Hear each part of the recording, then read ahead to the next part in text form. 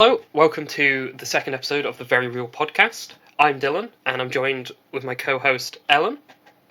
Hello, I'm here. And like always, in all two of the episodes we've had before, we're going to start this off with a question.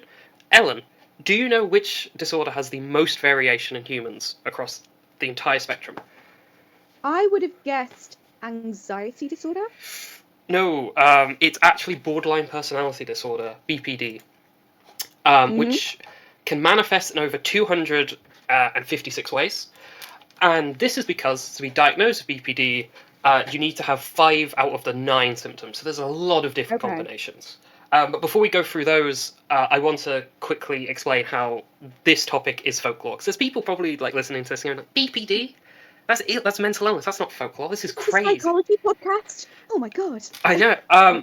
However, mental illness is a part of folklore. Symptoms are influenced by the culture they come from. The most cited example of this is schizophrenia, where the type of Mm, voices people hear is dependent on the culture they're in. So in the West, right. where we have a huge cultural background of demons and possession, the voices Yeah. tend to be negative. They tend to be demonic in nature, telling you to kill yourself or to Mm, set fire to a building. While mm-hmm. in West African cultures, where there's a huge emphasis on ancestor worship and, like, respecting your ancestors, the voices tend to be more positive, as they believe it's the voices of their ancestors going, you can do this, you look great in that dress, we're here to support you. So, Mm, how a culture interesting. is shapes the symptoms. Folklore shapes mental illness, and then illness can shape folklore, we're going to Right, be yeah. as we're going to be looking at how BPD is referenced in the media and how the people with BPD interact with media about their condition. Mm-hmm. So before we get to that, I want to just quickly go through the 9 symptoms. These are from the DSM-5, just so we Go have an ahead. understanding. So the first symptom is abandonment issues. Mm-hmm. People with BPD, they're really, really scared of being abandoned, and that can cause them to paradoxically cut people off preemptively as a kind of "I'm not fired, Mm, I quit" sort of mentality, yeah. or Yeah, they yeah, move yeah. heaven and earth to be close to someone. Also, Mm-hmm. clarify, I have BPD myself, so some of this will be my own personal experiences. Um, I do these, not have BPD. I am learning this for the first time. yeah, you haven't heard this information before. Um, Never. the second symptom is unstable and really intense relationships, not just romantic, Mm, but just friendships as well, characterized by extremes of idolizing someone to then just hating them, which is known as yeah. splitting. You can, at like the drop of a penny, love someone, absolutely hate them. There's a popular line within the BPD community, which is, I love you, go away, I hate you, please don't leave me, to like demonstrate Yeah, how yeah, quickly yeah. we switch. The third one is an unstable sense of self. People with Mm-hmm. BPD really don't have a strong self identity. We really don't know who we are, and we can kind of morph our personality just to fit in to the people around us. And this is different to dissociative conditions, Yeah, right? it's kind of like, have you ever seen those things where it's like, oh, when you use personality B with friendship group A, Yes, yeah, I have, yeah. imagine that like times 100. Like you don't Okay, yeah. you kind of have, well, I'm this with these group of people, I'm that with these group of people. When I'm Mm, alone, I have who am I? nothing. Which brings us on to the Yeah, yeah. next symptom, which is chronic feelings of emptiness. Um, Hmm. there's not much more I can say about that. We feel empty a lot of the time. Yeah. The next symptom is impulsivity. This is usually depicted as just like having lots of sex or having lots of drugs, but it can manifest in lots of other ways, such as reckless driving, binge eating, buying lots of gifts. Um, it's just having very poor impulse control and doing like things on a whim. Yeah. The sixth symptom is reoccurring suicidal behavior and self harm. This is Hmm. unique as BPD is the only condition where having a previous suicide attempt is a prerequisite to being diagnosed. And An I'll attempt specifically, not ideation. either extreme ideation or an attempt. It's Okay, very interesting. Yeah. rare to be diagnosed without at least being seen as a danger that you're going to do a suicide Hmm. attempt. And I'll talk about this a bit later, maybe in part 2, but the way people with BPD self harm and their relationship self harm is very different to other personality disorders. Um, Yes. Okay. so the seventh symptom is instability in mood. We can go from absolutely on cloud 9, best day ever, to I want to kill myself within a few minutes. And small things can just set us off one way or the other. We kind of Yeah, don't. yeah. Okay. We can't regulate our emotions, and then that causes us to lash out in extreme ways. So like people with BPD usually rush relationships because they don't have the schoolgirl crush and then I think I kind of like them. It's like I want to marry this person, I'm going to adopt 4 kids and move to Spain, or I Right. never want to see them again. Um, Yeah. which brings us on to the next symptom, which is intense anger and difficulty controlling anger. Because again, we don't have that self control, we don't have that filter. So even the smallest things can just set us off into temper tantrums. And it can be one of the Right. most Yeah. destructive symptoms because then people are like, you're a grown ass adult, like, why are you so angry? And it, can Yeah. put a Yeah. Yeah. strain on relationships and then cause the abandonment issues and da da da da da da. And the Yeah. final symptom, which is very rarely talked about, is psychosis. So delusions, hallucinations, usually brought on by stress. People with BPD can also suffer from that as well. Yeah. Yeah. So that's all the symptoms. Right. And what we're going to do in this first part is look at characters who canonically have borderline personality disorder, as in it's confirmed within the text or by the author, and it isn't just a Yeah. throwaway line. Okay. So, for example, I think some comic book writers say the Joker had BPD, but that's never really built upon, being a Yeah. murderous clown is not a symptom of BPD. Are you sure you didn't miss it off? Symptom number 10?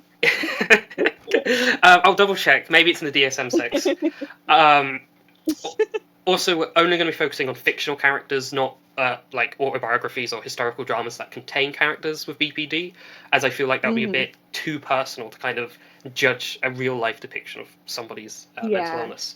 I will say before we head on, spoiler warnings for Girl Interrupted, Crazy Ex-Girlfriend, Welcome to Me, and Always Sunny in Philadelphia, as those are the 4 main films we're going to be talking about. So, even though I just said we're not going to be doing but real people, Girl Interrupted, which is about the real life story of Susanna Kaysen, is worth mentioning here because it's the first depiction of BPD on screen, to my knowledge. And okay. it, and I'm not going to talk about how it displays the symptoms, again, I think that's a bit too personal, but it does really show the healthcare stigma that people with BPD face, as in the film, her therapist kind of hides her diagnosis and is very reluctant to tell her, and that is true to life. Therapists, care workers do not like dealing with the diagnosis, and they will sometimes avoid giving you the diagnosis because they don't want to do the paperwork that requires. And also, the film ends with her getting therapy and improving, and I kind of just wanted to highlight that BPD therapy works. You can get better. It can go into remission, and I kind of just wanted to highlight that as we talk about all the depressing definitely parts. important to highlight. Yeah. So the first fictional show we're going to talk about is Crazy Ex-Girlfriend, which is a TV show about Rebecca Brunch, who is a lawyer who, within the first season, moves halfway across the country to California to be with her ex-boyfriend, who she still has feelings for, and then love triangles and drama develops. And the first symptom we see from this is impulsivity, moving halfway across the country on a whim. Pretty impulsive. Yeah. It also shows favorite person, which is, as I was saying, people with BPD, we kind of idolize or hate people very suddenly. Sometimes we kind of get an obsession with a person, and this term favorite person was coined by the community to describe how they feel. And it isn't like a best friend, it's almost like a religious obsession, because you would do everything to be with this person, but also if they do something to destroy your self-image of them, for example, let's say you hate smoking and you find out they're a smoker, you go in a complete meltdown, your entire sense of self just gets destroyed. And while this doesn't happen in Crazy Ex-Girlfriend, I think the fact that she's willing to move halfway across the country for this ex kind of shows some favourite personness. I would say so, yeah. Self-loathing, as well, and chronic feelings of emptiness is shown, as in the first episode, one of the first songs, because this show is a musical, is You Stupid Bitch, where she sings... I've heard that one, yeah. Yeah, she sings about how she's a stupid bitch and ruins everything for herself, and that is quite true to life, for my own experience, of like how our internal monologue works. And also, like the previous one, it shows therapy works, because in season 3 she gets diagnosed with borderline personality disorder. Like, that is a kind of mini arc in the show. And by season 4, she goes, I don't care about this love triangle bullshit. I don't care about being a lawyer. I'm going to work on myself. I'm going to do some therapy. And it shows her being happy. So I quite like that it Yeah, that's definitely positive. shows that. Interestingly, there's not a lot of engagement with people with BPD in this show. Like, a lot of the discussions around it is I saw people went, oh, I realised I had borderline personality disorder because I related to this character. Okay, yeah. But I saw very few people discussing, like, yeah, I knew I had it beforehand, and then I watched the show and it was true to life, or I wasn't a fan of it. It kind of seems to be almost like an entry point. Okay, yeah. Now, going from good representation to bad representation, we have the 2014 film Welcome to Me, which is about a woman with borderline personality disorder. She wins the lottery and then decides to start a TV show all about herself. This is a really bad depiction of borderline personality disorder. Firstly, there's no, like, the symptoms she shows is impulsivity and that splitting, that black and white thinking, because she makes a show about how everyone in her life wronged her and how she hates them all, but it isn't displayed in a true to life fashion, because with black and white thinking you feel guilty about it afterwards because it goes from black to white, from good to bad. While in the film, her main arc is her slowly realizing, oh, I'm actually an asshole, which just isn't true to life to borderline personality disorder. It does, to an extent, show the healthcare stigma, because her therapist is kind of demeaning to her, and it's like, oh, you're dumb and crazy. However, the film frames this as like the therapist is in the right and she's in the wrong. Oh no. And also, the film puts a really big emphasis on her going off her medication. And while BPD can be treated with medication, as it's a personality disorder, it's usually treated with talking therapy, with CBT, cognitive behavioral therapy, which in fact was developed for BPD specifically by a woman who had BPD. So that's maybe why it's so useless for anxiety, in my experience. It's not made for it. Yeah, so this film doesn't show a very good idea of how the healthcare of BPD works. The way it shows its symptoms is just not true to life.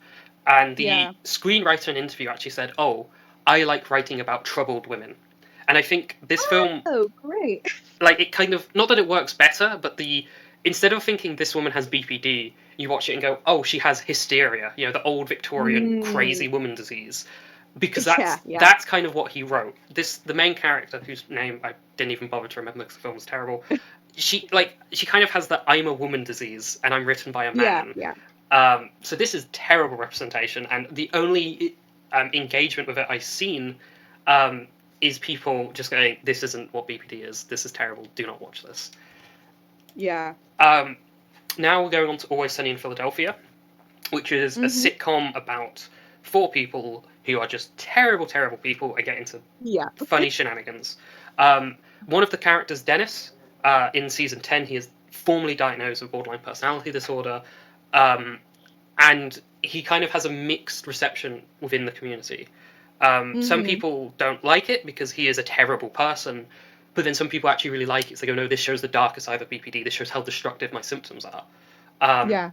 And the symptoms they show is he's really delusional. He thinks he is a god at times, and that kind of borders into narcissism. But it's still kind of in the realm of delusion, and some people with BPD do suffer from that. It also shows sexual trauma. While that isn't a symptom of BPD, vast majority of people with BPD suffer from some form of childhood trauma, usually sexual, and it's believed that plays a role in the development of the disorder. That's not one I've heard of, so it's interesting that that's included. Yeah, well, they never directly link it, but it's after season 10, it's revealed that at the age of 14, his librarian at school slept with him, and he refuses to acknowledge it was rape, while all the characters are like, no, this is rape. Sort of thing. And so also it gets props for showing female and male sexual violence. It also shows impulsivity, although to the extent that this can be treated to as borderline is undermined by the fact this is a comedy. All the characters do impulsive stuff. That's just how the comedy works. However, in one of the episodes, he kind of gets married, gets addicted to cocaine, and then gets divorced, all in the span of 24 hours, which I would say is very impulsive. And I've known people Okay, yeah. with BPD who have sort of got married within a day of meeting someone. So in Real that life evidence for it then, yeah. yeah. But again, there's not that much engagement with the BPD community. People don't really talk about him that much. So those were the only characters I could find that officially had BPD. 3. 2 women, 1 man, all men. And the thing I found researching these is that people with BPD don't really engage with these shows. They don't really watch and don't really discuss them. And I think this highlights that these shows aren't made for us. They are made for a neurotypical audience in mind. They are made for people who do Yeah. not have BPD, and BPD is just this fun, quirky thing that they can show off. It's like, oh, look, our characters are zany and wacky because they have BPD. Yeah. Evidenced by the fact all these characters, the main symptom they show is impulsivity, and none of them Right. show off things like fear of abandonment, which if you've ever met Right. someone with borderline personality, you know that's like all we ever care about, or the sort of intense anger. They kind of don't focus on these real life symptoms. Yeah. So in part 2, we're going to be looking at fictional characters that people with BPD have said, no, this is what represents us. So hopefully you'll stay tuned and listen to part 2, where we explore headcanon characters with BPD. You don't want to miss it. See you next time. Bye.